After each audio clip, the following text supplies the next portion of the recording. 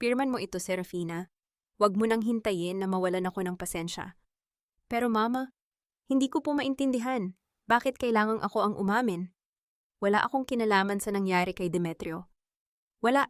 Kung naging mabuti kang asawa, hindi lalabas ng bahay ang anak ko. Hindi siya pupunta sa hotel na yon. Kasalanan mo kung bakit siya inatake sa puso sa piling ng ibang babae. Pinatay mo ang anak ko dahil sa kakulangan mo. Pati ba naman ang pagtataksil niya, kasalanan ko pa rin. Kararating ko lang galing sa 48 oras na shift sa patahian, mama. Halos himatayin ako para lang mabili ang gamot niyo sa puso, tapos ito ang isasalubong niyo sa akin.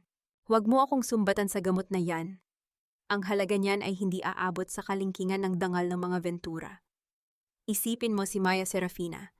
Kapag hindi mo pinirmahan ang salaysay na ito, na ikaw ang nagbigay ng maling gamot kay Demetrio, sisiguraduhin kong sa kulungan ang bagsak mo. At ang anak mo hindi mo na siya makikita. Buburahin ko ang pangalan mo sa buhay niya.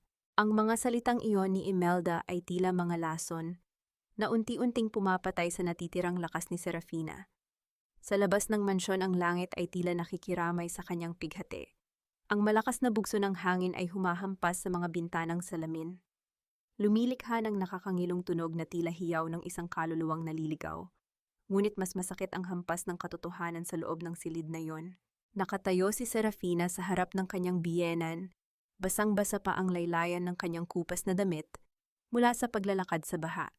Sa kanyang nanginginig na kamay, mahigpit niyang hawak ang isang supot ng gamot, ang gamot na pinaglaanan niya ng bawat sentimo ng kanyang pagod, ang gamot na dahilan kung bakit hindi siya kumain ng 2 araw. Ngunit ngayon ang supot na iyon ay tila naging simbolo ng kanyang katangahan. Tiningnan niya ang puting papel sa ibabaw ng lamesang nara. Isang salaysay ng pag-amin. Isang kasinungalingan na binuo ni Imelda upang protektahan ang hiya ng pamilya Ventura.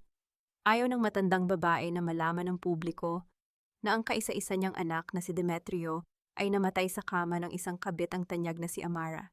Mas pipiliin pa ni Imelda na mabulok sa kulungan ang kanyang manugang kaysa madungisan ang kanilang pangalan. Bakit niyo po ito ginagawa sa akin? Ang pabulong na tanong ni Serafina. Ang kanyang boses ay basag tila isang marupok na sinulid na anumang sandali ay mapuputol na. Minahal ko si Demetrio. Ibinigay ko ang lahat para sa pamilyang ito. Kahit itinakuwil ako ng sarili kong ama, hindi ako nagsisisi dahil naniwala ako sa inyo. Isang mapait na tawa ang kumawala sa mga labi ni Imelda. Lumapit siya kay Serafina at ang amoy ng mamahaling pabango nito ay humalo sa amoy ng ulan at pawis ng manugang. Iyan ang problema sa iyo, Serafina. Masyado kang mapangarap. Isang hamak na mananahi na nangarap maging prinsesa sa isang palasyong hindi para sa kanya.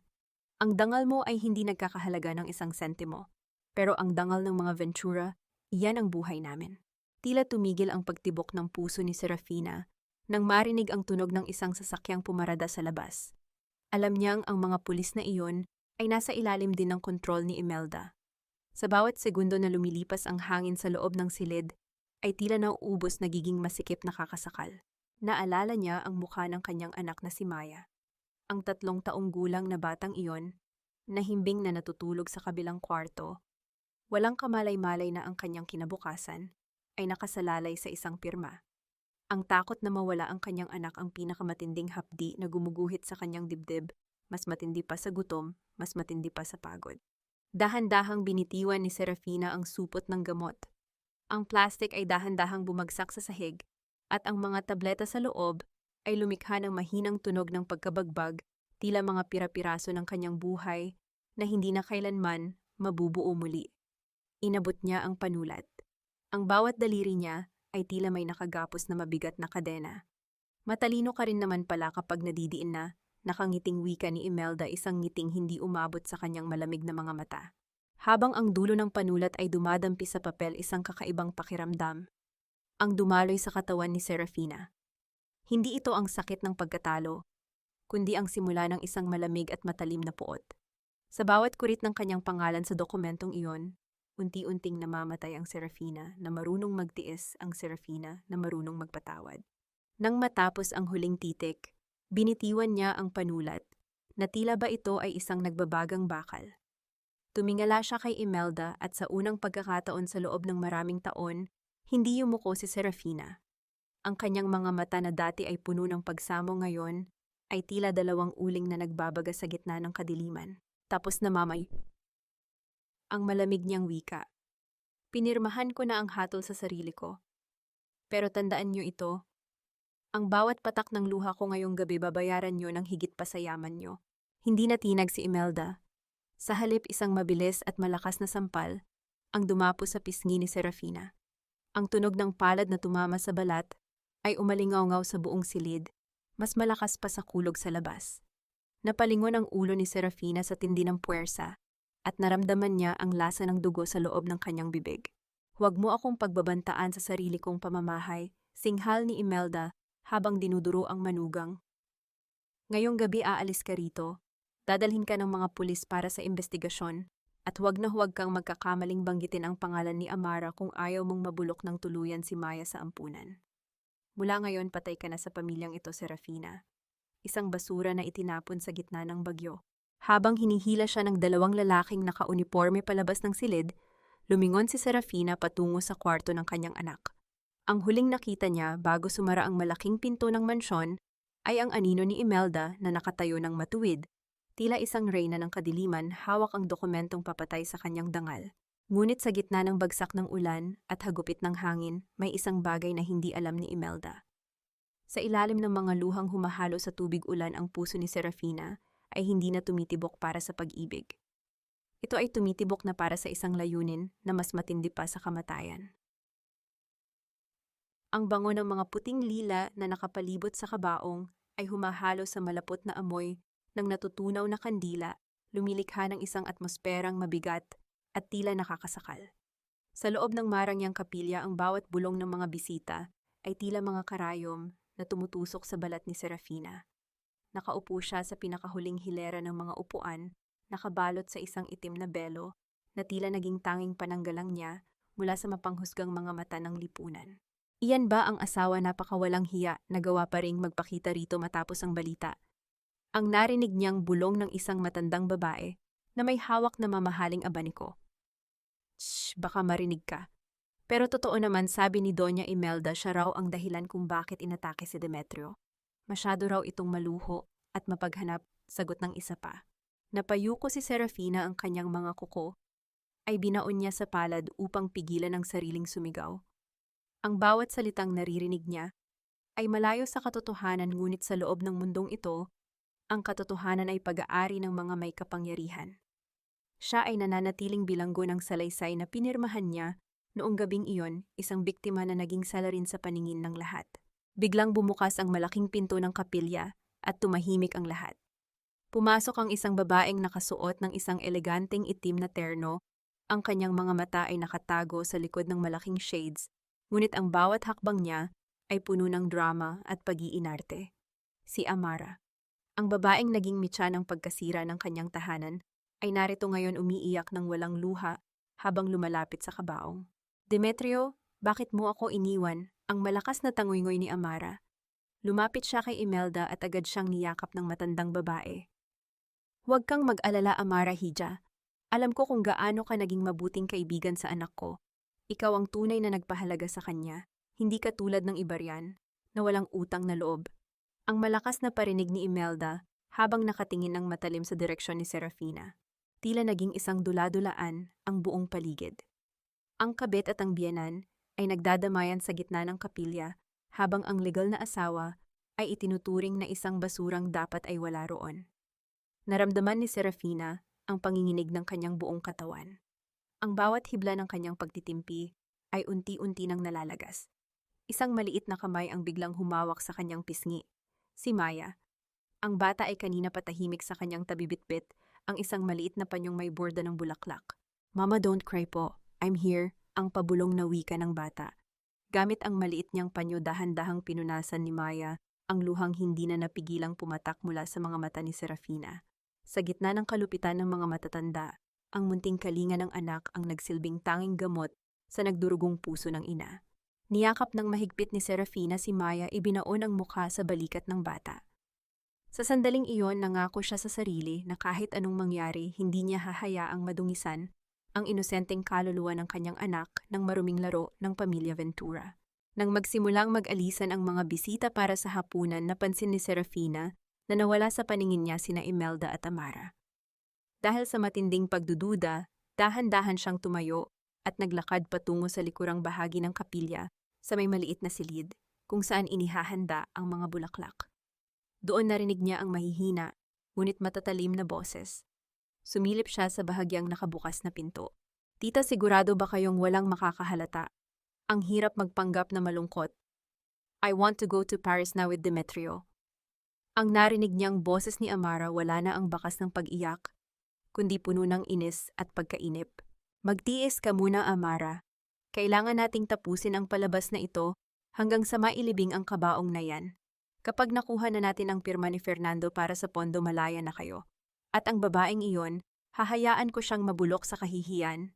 Ang sagot ni Imelda na may kasamang mahinang tawa na tila nanggagaling sa ilalim ng lupa. Nanigas si Serafina sa kanyang kinatatayuan. Paris, Pondo, bakit kailangang magtiis ni Amara kung patay na si Demetrio? Ang bawat piraso ng puzzle ay nagsisimulang mabuo sa kanyang isipan, ngunit ang kabuuan nito ay masyadong nakakatakot para paniwalaan. Bumalik siya sa kanyang upuan nang mabilis ang kanyang hininga ay gipit at ang kanyang utak ay tila isang bagyong nagngangalit. Sino ang pwedeng tumulong sa kanya? Sino ang maniniwala sa isang salot? Habang nakaupo at pilit na pinapakalma ang sarili, napansin ni Serafina ang isang lalaking nakatayo sa labas ng kapilya, malapit sa isang malaking puno ng nara. Nakasuot ito ng barong at nakatingin ng direkta sa kanya. Hindi ito ang tingin ng panghuhusga, kundi isang tingin na tila nagmamasid, nag-aanalisa. Nang magtama ang kanilang mga mata, bahagyang tumango ang lalaki, bago ito dahan-dahang naglakad palayo sa kadiliman. Nang lingunin ni Serafina ang kanyang upuan upang kunin ang bag ni Maya, may napansin siyang isang puting sobre na hindi naman nandoon kanina. Walang nakasulat na pangalan sa labas. Sa panginginig ng kanyang mga kamay, binuksan niya ito. Sa loob ay may isang maliit na papel.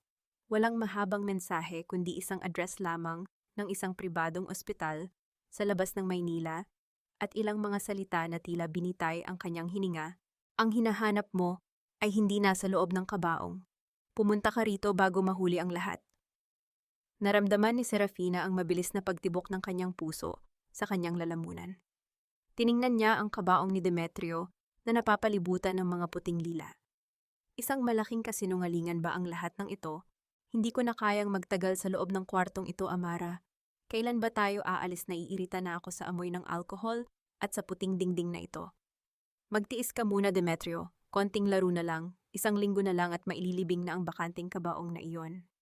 Kapag nakuha na ni Tita Imelda ang pirma ni Don Fernando para sa transfer ng mga shares, diretso na tayo sa airport. Just imagine, honey, Paris, wala ng Serafina, wala ng utang at wala ng pakialamerang pamilya. Sa bagay, natatawa talaga ako kapag naiisip ko ang mukha ni Serafina. Siguradong mugtong-mugto ang mga mata niyon sa pag-iyak.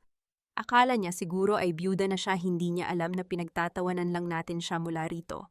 Ang bawat salitang lumalabas sa bibig ni Demetrio ay tila mga laso na pilit isinusubo sa lalamunan ni Serafina. Nakatayo siya sa labas ng silid numero 400 at 2 ang kanyang katawan ay nakadikit sa malamig na pader ng hallway ng ospital. Ang hangin sa paligid ay tila naging yelo, pinatitigas ang kanyang mga kalamnan at pinatitigil ang daloy ng kanyang dugo. Dahan-dahang sumilip si Serafina sa maliit na salamin ng pinto. Ang kanyang paningin ay bahagyang lumabo dahil sa luhang pilit niyang pinipigil, ngunit kitang-kita niya ang lalaking iniyakan niya gabi-gabi. Si Demetrio, ang kanyang asawa, ang ama ng kanyang anak, ay nakaupo sa kama masigla at may hawak pang baso ng wine habang nakayakap sa kanya si Amara. Walang bakas ng sakit, walang bakas ng kamatayan. Ang lalaking ipinagluluksa ng buong mundo ay buhay na buhay habang ang babaeng nagmahal sa kanya ng tapat ay dahan-dahang pinapatay ng katotohanan. Naramdaman ni Serafina ang hapdi sa kanyang dibdib, isang uri ng sakit na hindi kayang gamutin ng anumang medisina. Ang kanyang puso ay tila isang marupok na baso na hinampas ng isang dambuhalang bato, nagkapira-piraso sa sahig ng ospital na ito.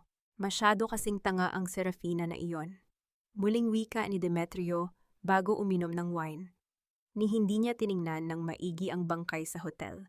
Isang sulyap lang himatay na siya sa takot. Hindi niya alam na ang gamot na ibinigay mo sa akin ay nagpapatigil lang ng tibok ng puso ko ng panandalian. It was a perfect plan, Amara.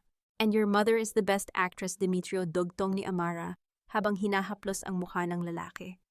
Ang galing niyang magpadrama sa harap ng media. Inapi-api pa niya si Serafina para mas lalong magmukhang totoo ang lahat. Sino ba naman ang mag-aakalang ang isang Doña Imelda Ventura ay kakampi sa isang kabit na katulad ko? Nagkatawanan ang dalawa sa loob ng silid. Ang tunog ng kanilang halakhak ay tila mga kampanang nagbabadya ng katapusan ng mundo para kay Serafina. Sa sandaling iyon, ang anino ni Serafina sa pader ng hallway ay tila naging isang rebultong unti-unting nagkakabirabitak. Ang lahat ng sakripisyo niya, ang pagtatrabaho, hanggang madaling araw ang pagtitiis, sa panglalait ni Imelda, ang pagtalikod sa sariling ama, ay naging isang malaking biro.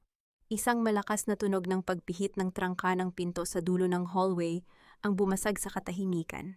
Narinig ni Serafina ang pamilyar na tunog ng mga takong na tumatama sa sahig. Si Imelda.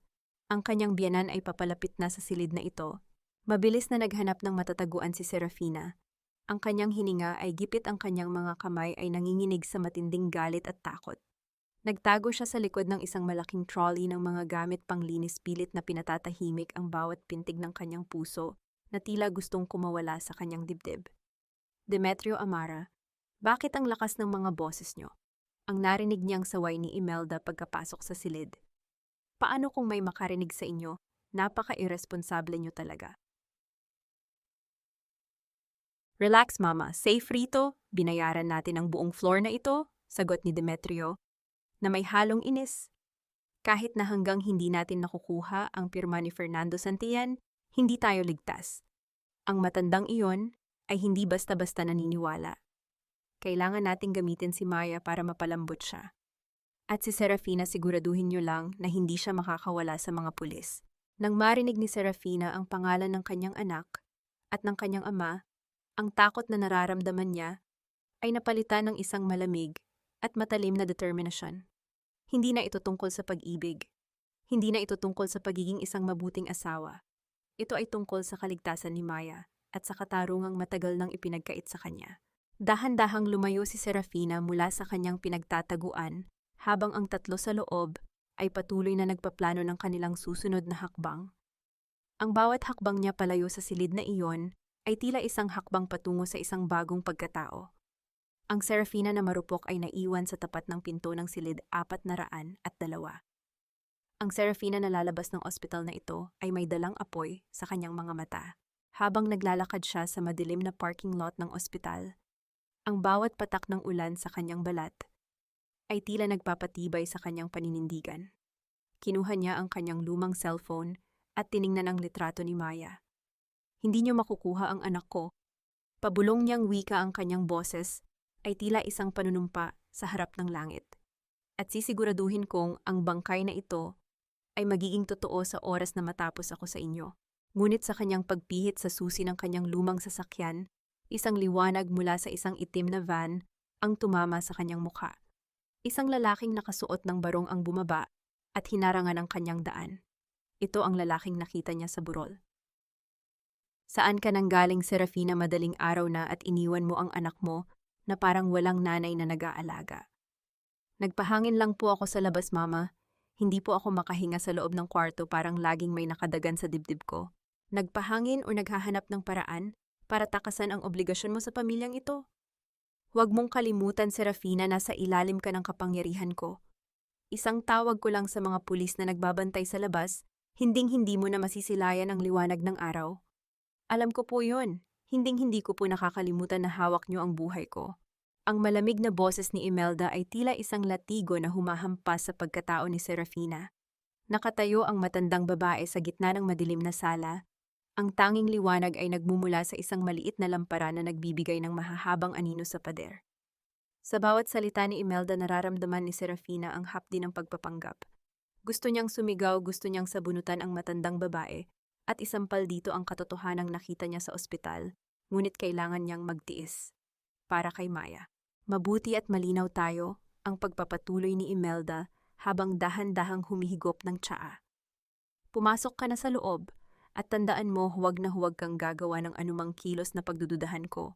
Tumalikod si Serafina at dahan-dahang umakyat sa hagdan. Ang bawat baitang ay tila isang pasakit, ang bawat hakbang ay tila paglalakad sa ibabaw ng mga pira-pirasong salamin. Pagdating sa tapat ng kwarto ni Imelda, napansin niyang bahagyang nakabukas ang pinto. Narinig niya ang mahinang boses ng matanda na tila may kausap sa telepono. Tumigil ang mundo ni Serafina. Nanatili siyang nakatayo sa dilim, pinipigilan ang bawat tunog ng kanyang paghinga. Siguraduhin mong maayos ang lahat ng papeles, Mr. Cheng. Ang marahang wika ni Imelda, ngunit puno ng awtoridad.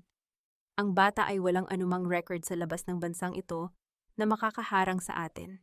Ituturing siyang orphan pagkatapos kong maipakulong ang nanay niya. Oo, ang presyo ay hindi na magbabago. Kailangan ko ng cash bago ang flight namin patungong Paris sa susunod na linggo. Naramdaman ni Serafina ang tila pagbuhos ng kumukulong tubig sa kanyang buong katawan. Hindi lang siya balak ipakulong ni Imelda, balak nitong ibenta si Maya. Ang kanyang anak, ang kanyang kaisa-isang kayamanan, ay itinuturing lamang na isang produkto na ipagpapalit sa pera para sa bagong buhay ni Demetrio at Amara. Ang matinding galit na kanina pa naglaliyab sa kanyang puso ay biglang naging isang malamig na determinasyon. Ang Serafina na marunong matakot ay dahan-dahang namamatay at sa lugar nito ay isinisilang ang isang ina na handang pumatay para sa kanyang anak. Ang kanyang mga kamao ay nagngit-ngit, ang kanyang mga ngipin ay nagngangalit sa tindi ng puot na hindi niya mailabas. Dahan-dahan siyang pumasok sa kwarto kung saan himbing na natutulog si Maya. Ang maliit na liwanag mula sa bintana ay tumatama sa mukha ng bata na tila isang anghel na walang kamalay-malay sa masamang balak ng sariling lola. Naupo si Serafina sa tabi ng kama at hinaplos ang malambot na buhok ng anak. Hindi ka nila makukuha, anak. Pabulong niyang wika. Ang boses niya ay hindi na nanginginig. Hinding-hindi ko hahayaang saktan kanila. Lumuhod si Serafina sa sahig at kinapa ang ilalim ng kama. Kinuha niya ang isang maliit na bag at sinimulang ilagay ang ilang mahahalagang gamit. Sa gitna ng kanyang pagmamadali, nahawakan niya ang isang maliit na laruang sapatos ni Maya, isang lumang sapatos na gawa sa tela, na siya mismo ang nagtahi noong mga panahong wala silang pera. Itinago niya ang sapatos sa loob ng kanyang damit malapit sa kanyang puso. Ito ang nagsilbing paalala ng kanyang dignidad bilang isang ina at bilang isang tao. Sa sandaling iyon, ang takot ay napalitan ng isang plano. Kung kailangang dumanak ang dugo para sa kaligtasan ng kanyang anak, hindi siya mag-aatubili. Kinuha rin niya ang isang lumang litrato na itinatago niya sa loob ng kanyang unan, ang litrato ni Don Fernando Santillan. Maraming taon na ang nakalipas. Mula nang huli niya itong makita, mula nang piliin niya ang pag-ibig kaysa sa yaman ng kanyang ama. Ngunit ngayon ang pag-ibig na iyon ay naging isang sumpa, at ang yaman na tinalikuran niya ang tanging makakapagligtas sa kanya. Patawarin niyo po ako, papain, ang pabulong niyang panalangin habang tinitingnan ang mukha ng ama sa litrato. Pero kailangan ko po ang tulong niyo. Lumapit muli si Serafina sa bintana at tiningnan ang mga pulis na nagbabantay sa labas ng gate. Alam niyang hindi magiging madali ang pagtakas. Ang bawat sulok ng mansyong ito ay puno ng mga mata at tainga ni Imelda. Ngunit ang isang inang wala ng takot ay mas mapanganib kaysa sa anumang hukbo. Dahan-dahan niyang binuhat si Maya, pinipigilang magising ang bata. Ang bawat tibok ng puso ni Maya laban sa kanyang dibdib ay nagbibigay sa kanya ng lakas na hindi niya inakalang taglay niya. Huling gabi na natin ito rito, anak. Ang wika niya sa kanyang isipan habang nakatingin sa pinto ng kwarto ni Imelda. Pagkatapos nito, sisiguraduhin kong mararanasan nila ang impyernong ibinigay nila sa atin. Isang malakas na tunog ng kidlat ang gumuhit sa kalangitan na sinundan ng mabilis na pagbuhos ng ulan. Ang langit ay muling nagngangalit, tila nagbibigay ng hudyat para sa pagsisimula ng kanyang pag-aalsa.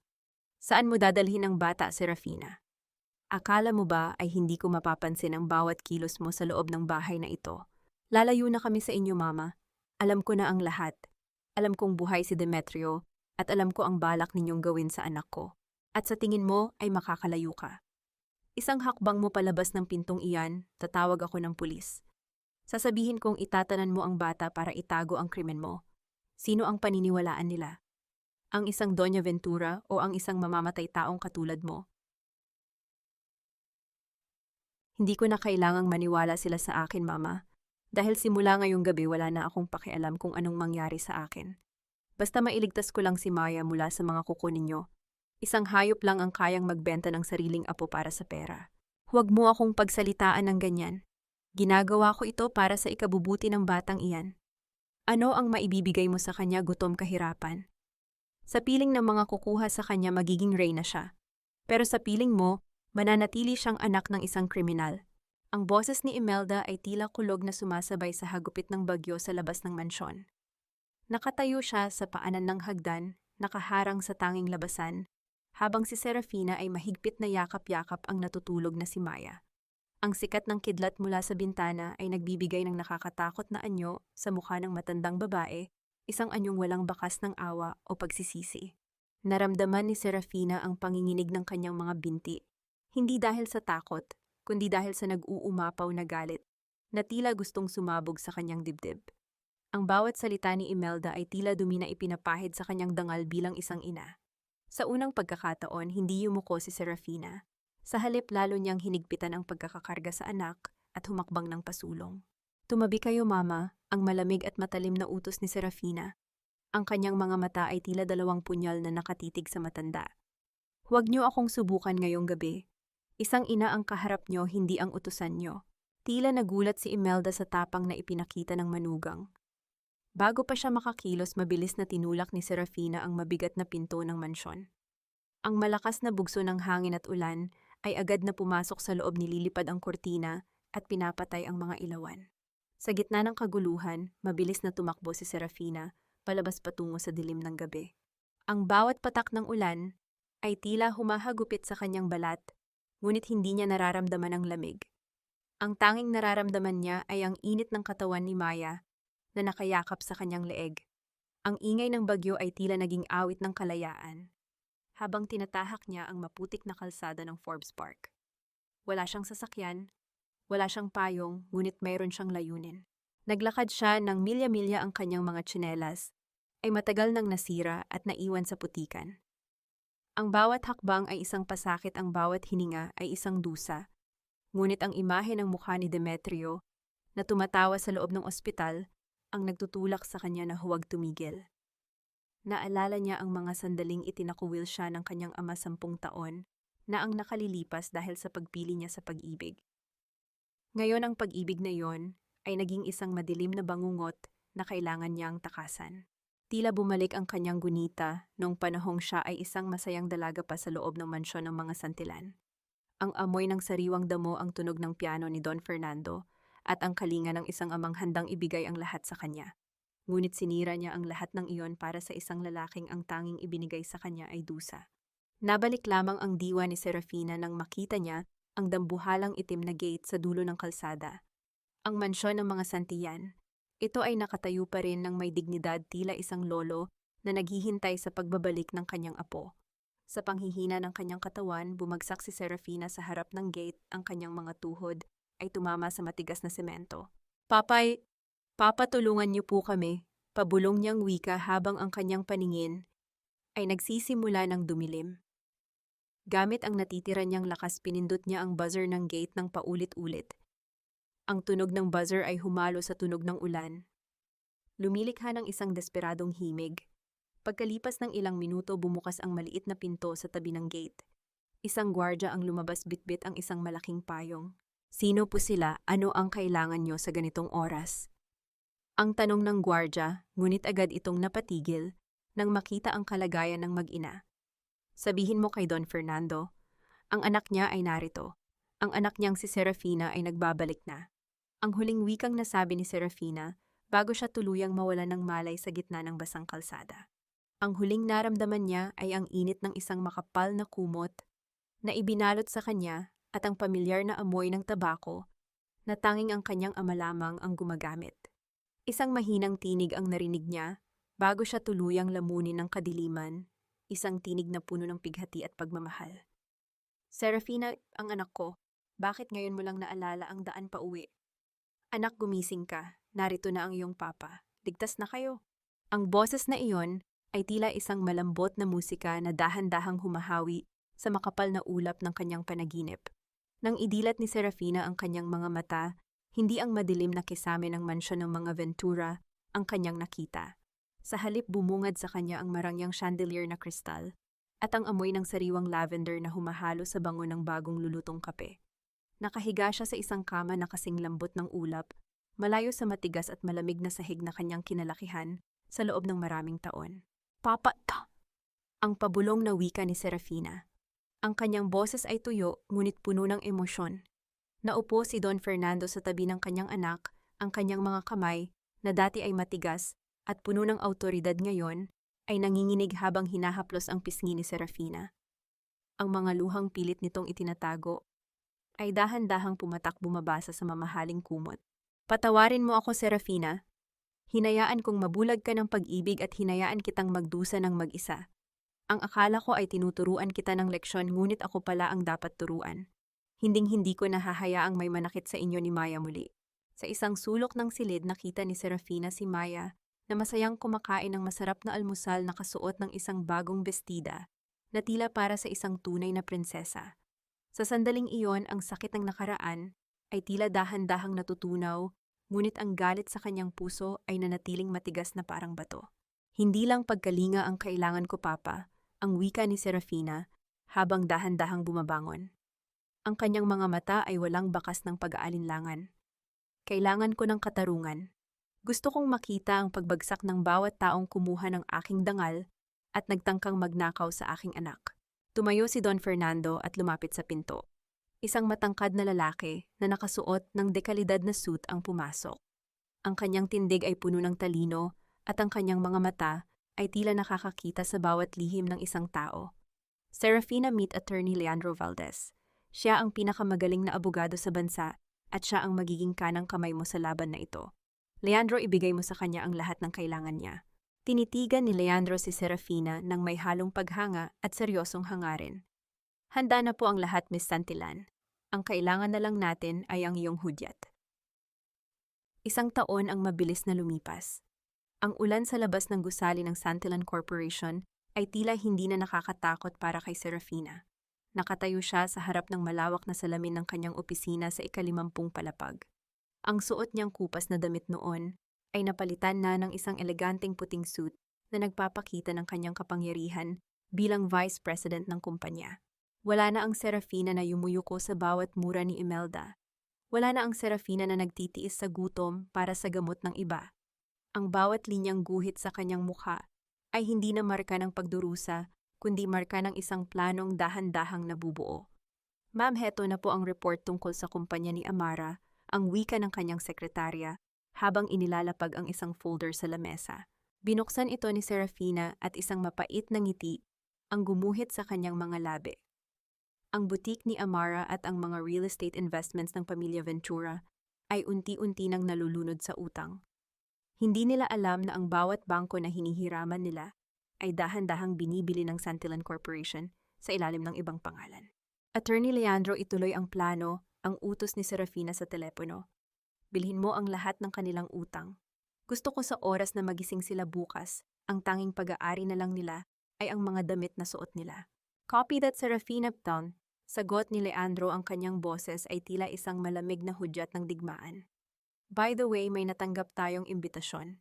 Ang pamilya Ventura ay magsasagawa ng isang charity gala para sa alaala ni Demetrio.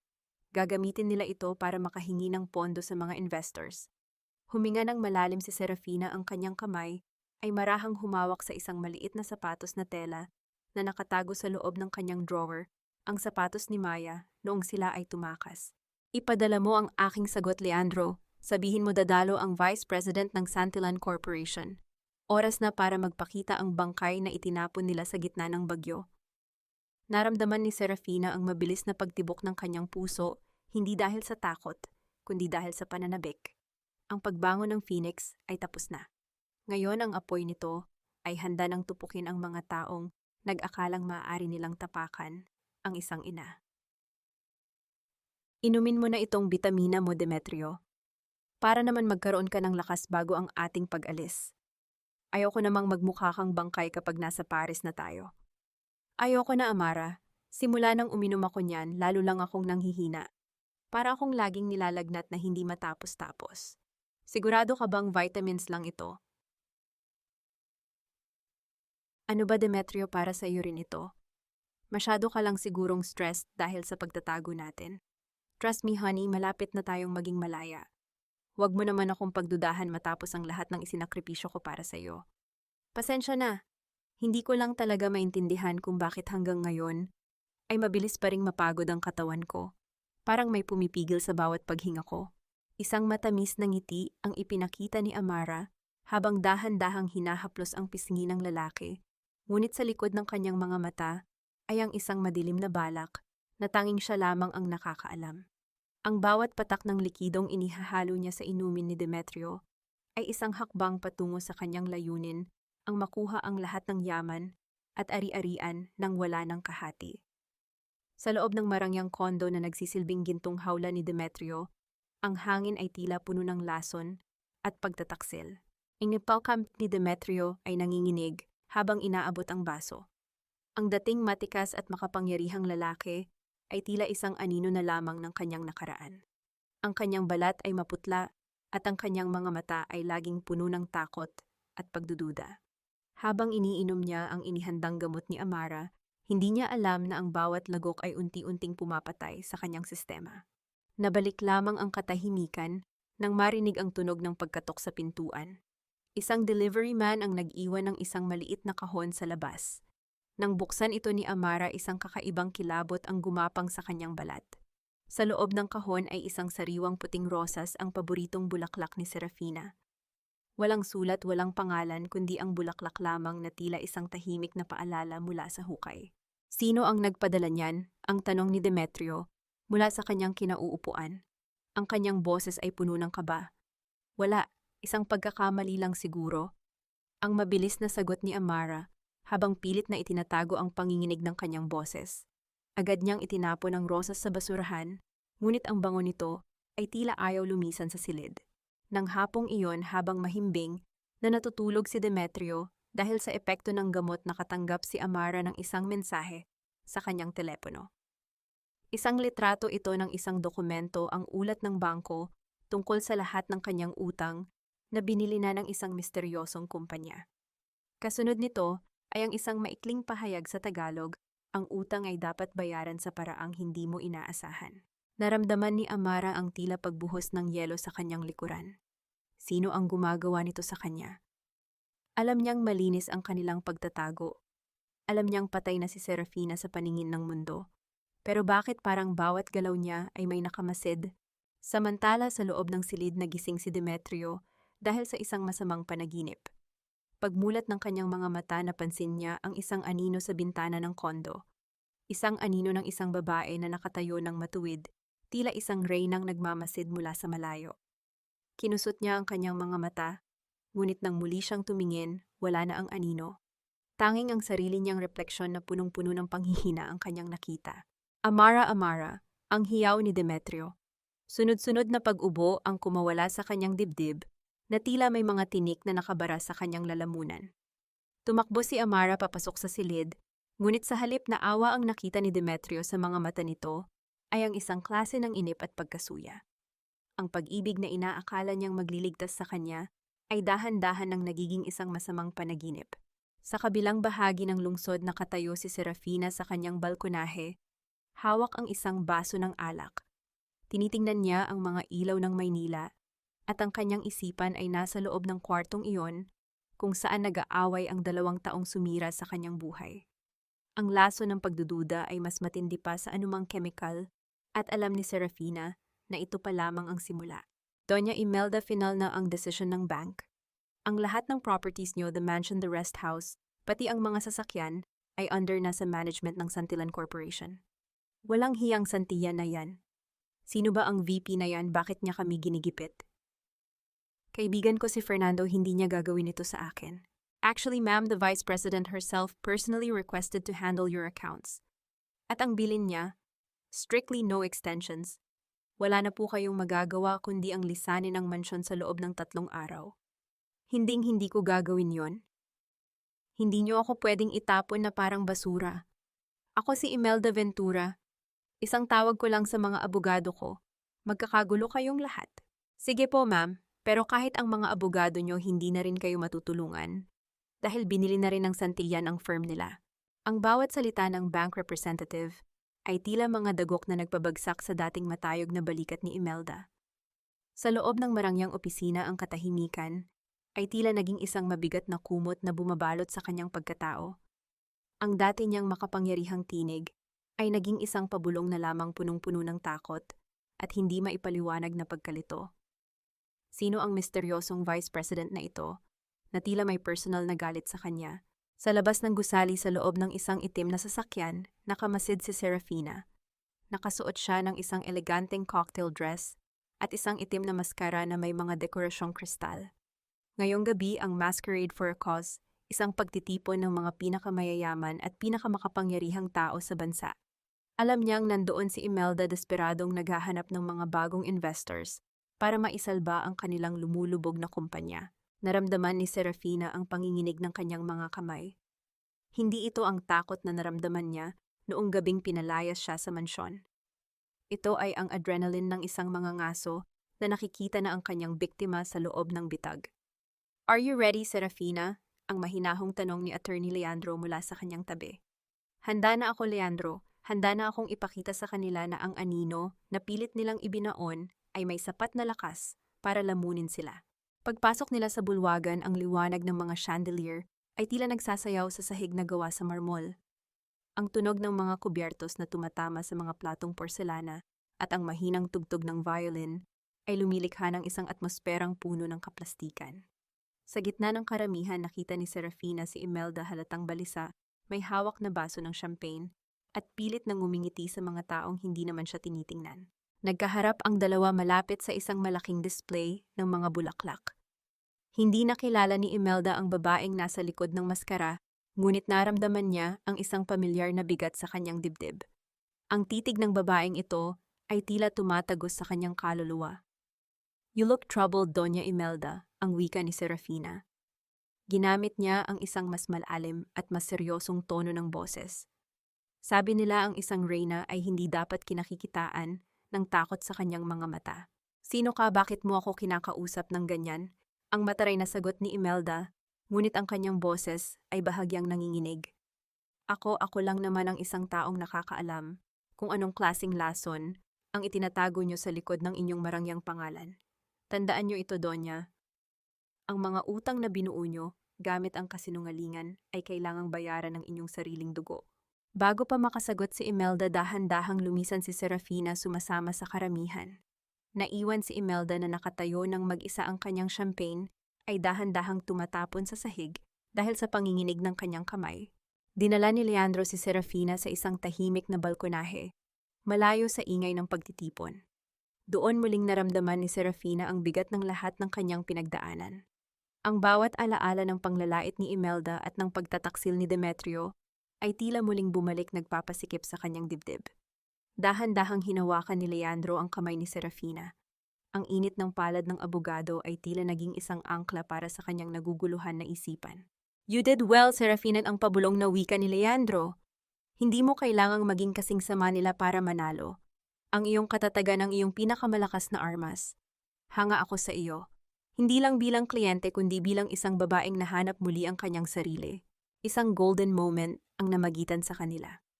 Sa ilalim ng liwanag ng buwan, tiningnan ni Serafina si Leandro. Hindi lang ito ang abogadong tumutulong sa kanya.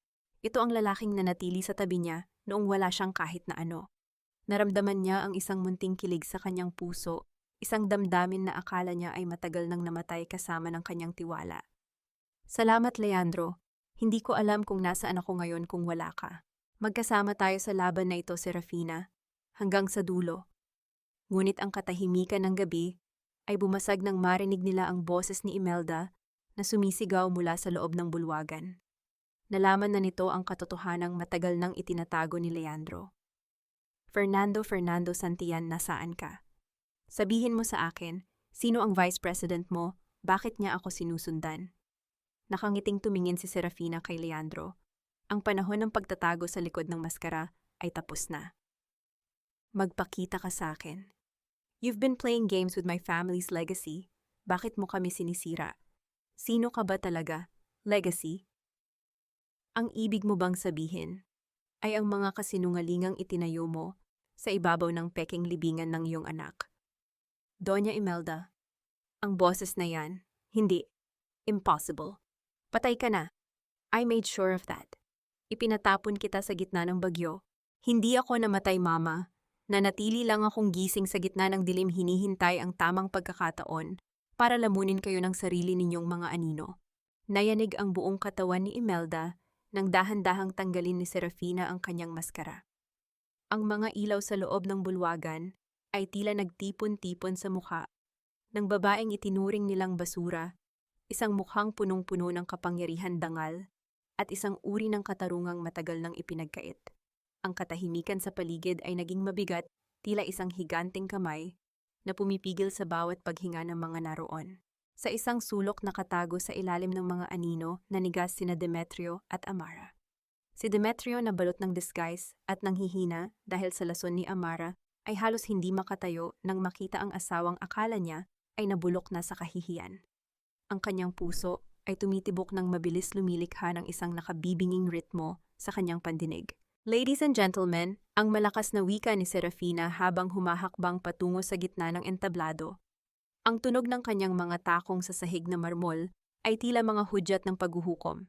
Ngayong gabi, hindi lang tayo narito para sa isang charity gala. Narito tayo para saksihan ang isang himala, ang pagkabuhay ng isang patay. Sa isang iglap, ang malaking screen sa likuran ni Serafina ay nagliwanag. Ang bawat mata ng mga elite ng Maynila ay nakatutok sa mga imaheng nagsimulang gumalaw. Walang anumang ingay na maririnig, kundi ang mahinang hininga ng karamihan. Ipinakita sa video ang gabi ng pagkamatay ni Demetrio. Kitang-kita ang paglabas niya sa morgue, ang pakikipaghalikan niya kay Amara habang hawak ang mga ninakaw na dokumento, at ang malamig na pagtawa ni Imelda habang pinapirma si Serafina sa peking salaysay. Sumunod ang mga record ng bangko, ang bawat sentimong pumasok sa bulsa ni Imelda mula kay Amara at ang lason na dahan-dahang inihahalo ni Amara sa gamot ni Demetrio. Hayop ka, Amara, ang biglang hiyaw ni Demetrio. Dahil sa matinding galit at epekto ng lason, hindi na niya nagawang magtago. Lumabas siya mula sa karamihan, ang kanyang mukha ay maputla at ang kanyang mga mata ay nanlilisik. Nilalason mo ako, gusto mo akong patayin para makuha ang lahat. Demetrio, ang sabay-sabay na gulat ng mga bisita. Ang kaguluhan ay agad na sumiklab. Ang mga flash ng camera ay tila mga kidlat na walang tigil sa pagtama sa kanila. Wala akong alam sa sinasabi mo, kasalanan mo ito, ikaw ang nagnakaw ng pondo. Ang sigaw ni Amara pilit na kumakawala habang ang mga tao sa paligid ay nagsisigawan na sa takot at gulat.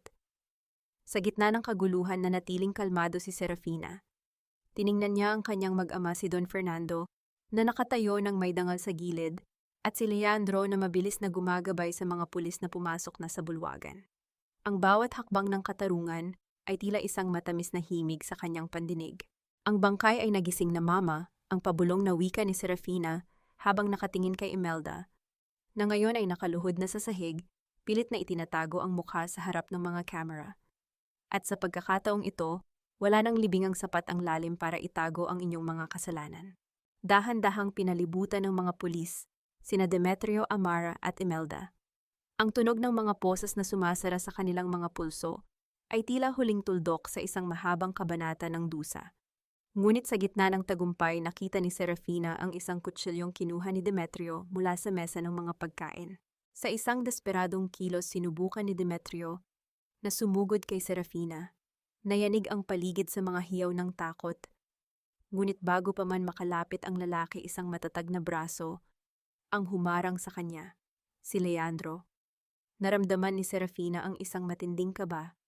Tila ang kanyang puso ay saglit na tumigil sa pagtibok. Ngunit nang makita niyang ligtas ang lahat, at ang mga pulis ay tuluyan nang nadala ang mga kaaway, isang malalim na buntong hininga ang kumawala sa kanya. Tapos na, Serafina, ang mahinahong wika ni Leandro, habang hinahawakan ang kanyang nanginginig na kamay. Wala na silang magagawa pa. Tumingala si Serafina sa malawak na kisame ng bulwagan. Ang bawat luhang ibinuhos niya noong gabing itinapon siya sa bagyo ay tila naging mga perlas ng katarungan ngayong gabi. Ngunit sa likod ng tagumpay may isang katanungang nanatili sa kanyang isipan pagkatapos ng lahat ng ito. Kaya na ba niyang tunay na magpatawad? Sige, magsisihan kayo. Mag-away kayo hanggang sa maubos ang mga boses nyo, pero tandaan nyo, sa loob ng rehas na ito, wala nang Amara o Demetrio. Dalawang kriminal na lang kayo na naghahalikan sa dumi. Kasalanan mo ito, Demetrio. Kung hindi ka naging gahaman, kung hindi mo ninakaw ang pondo ni Don Fernando, sana ay nasa Paris na tayo. Ikaw ang nagdala sa akin sa impyernong ito. Ako ikaw ang nag-alok ng gamot. Ikaw ang nagpanggap na nagmamahal sa akin, habang dahan-dahan mo na pala akong pinapatay. Doon ka sa kabilang selda mabulok. Amara, hinding-hindi kita mapapatawad. Ang mga sigawan ni na Demetrio at Amara ay umalingaw-ngaw sa malamig na hallway ng presinto, tila mga asong nag-aagawan sa buto na wala na namang laman. Nakatayo si Serafina sa labas ng rehas, ang kanyang anino ay mahaba at matatag sa ilalim ng aandap-andap na ilaw ng kisame. Walang bakas ng saya sa kanyang mukha habang pinapanood ang dalawang taong sumira sa kanyang buhay. Ang nakikita niya ay hindi na ang makapangyarihang asawa at ang tanyag na sosyalidad, kundi dalawang kaluluwang hubad at puno ng dumi. Lumakad siya palayo, ang tunog ng kanyang sapatos sa semento ay tila huling martilyo na nagbaon sa kabaong ng kanyang nakaraan. Sa labas ng istasyon naghihintay si Leandro. Ang sariwang hangin ng gabi ay dahan-dahang humawi sa amoy ng selda na tila kumapit sa kanyang balat. Tapos na ang unang bahagi, Serafina, ang mahinahong wika ni Leandro. Pero may isa pa tayong kailangang puntahan. Pagkalipas ng ilang oras narating nila ang dating mansyon ng mga Ventura. Wala na ang marangyang ilaw. Ang malaking gate ay nakasara at may nakadikit na foreclosed sign mula sa bangko. Sa gilid ng kalsada sa ilalim ng isang puno ng mangga, nakaupo si Imelda. Ang kanyang mamahaling terno ay lukot-lukot na, ang kanyang buhok ay gulo-gulo at ang kanyang mga gamit ay nakalagay sa mga lumang maleta sa kanyang tabi. Nang makita niya ang sasakyan ni Serafina, mabilis siyang tumayo. Ang dating matapobreng biyenan ay dahan-dahang lumapit, ang kanyang mga mata ay puno ng pagsamo na dati ay puno ng panglalait. Serafina, anak, ang pabulong na wika ni Imelda. Ang kanyang boses ay nanginginig tila isang tuyong dahon na hinahangin. Patawarin mo ako, nagkamali ako. Isipin mo ang pinagsamahan natin, ang utang na loob mo sa pamilya Ventura noong kinupkop ka namin. Isang mapait na ngiti ang sumilay sa mga labi ni Serafina. Bumaba siya ng sasakyan at tumayo sa harap ng matandang babae. Ang bango ng kanyang mamahaling pabango ay tila isang insulto sa amoy ng alikabok na nakapalibot kay Imelda. Utang na loob, mama, ang mahinahong tanong ni Serafina. Ang utang na loob na ibinayad ko ng 48 oras na pagtatrabaho sa patahian. Ang utang na loob na tinumbasan nyo ng pagpapakulong sa akin at pagbebenta sa anak ko. Ang tanging utang ko sa inyo ay ang aral na itinuro nyo na ang puso ng tao ay kayang maging mas maitim pa sa gabi. Huwag kang ganyan, Serafina. Wala na akong matutuluyan. Ang anak ko ay nasa kulungan. Maawa ka sa akin, kahit kaunting pera lang para makapagsimula muli. Ang awa ay para sa mga biktima, hindi para sa mga salarin. Ang malamig na sagot ni Serafina. Kinuha niya ang isang dokumento mula sa kanyang bag at iniabot ito kay Imelda. Heto ang huling pirasong papel na mag-uugnay sa atin. Ang annulment papers. Malaya na ako sa anak mo at malaya na rin ako sa inyo. Habang binabasa ni Imelda ang papel, dahan-dahang sumakay si Serafina sa sasakyan.